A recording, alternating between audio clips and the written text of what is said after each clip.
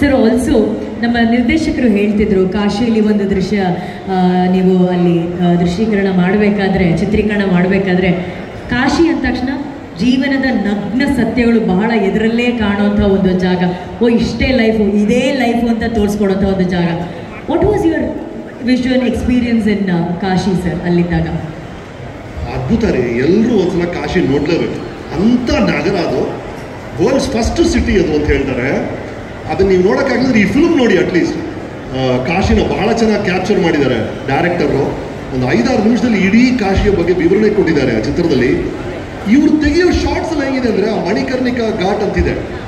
ನಾನು ಇದ್ರ ಬಗ್ಗೆ ಇನ್ನೊಂದು ಕಡೆ ಕೂಡ ಮಾತಾಡಿದ್ದೀನಿ, ನೀವು ಅದನ್ನು ನೋಡ್ತೀರಾ. ಅಲ್ಲಿ ಒಂದು ದೇವಸ್ಥಾನ ಇದೆ. ಎಲ್ಲ ದೇವಸ್ಥಾನ ಹೀಗಿದ್ರೆ ಈ ದೇವಸ್ಥಾನ ಈಗ ವಾಲಿದೆ. ಲೀನಿಂಗ್ ಟವರ್ ಆಫ್ ಪೀಸಾಗಿಂದ ಜಾಸ್ತಿ ವಾಲಿದೆ ಅಂತ ಹೇಳ್ತಾರೆ. ಅದ್ರ ಹಿಂದೆ ಒಂದು ಬ್ಯೂಟಿಫುಲ್ ಕತೆ ಹೇಳ್ತಾರೆ.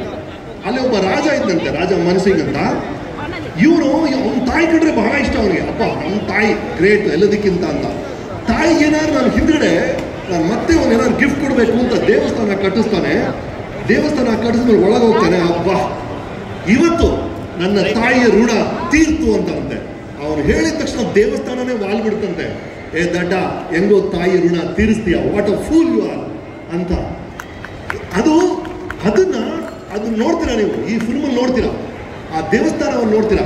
ಅಂದರೆ ಇದು ಬರೀ ಕತೆ ಇರ್ಬೋದು, ಅದೊಂದು ಅರ್ಥಕ್ವೇಕಿಂದ ಆಗಿರ್ಬೋದು, ಬಟ್ ಸ್ಟಿಲ್ ತಾಯಿ ಋಣದ ಬಗ್ಗೆ ಒಂದು ಕತೆ ಹೇಳ್ತಾರೆ.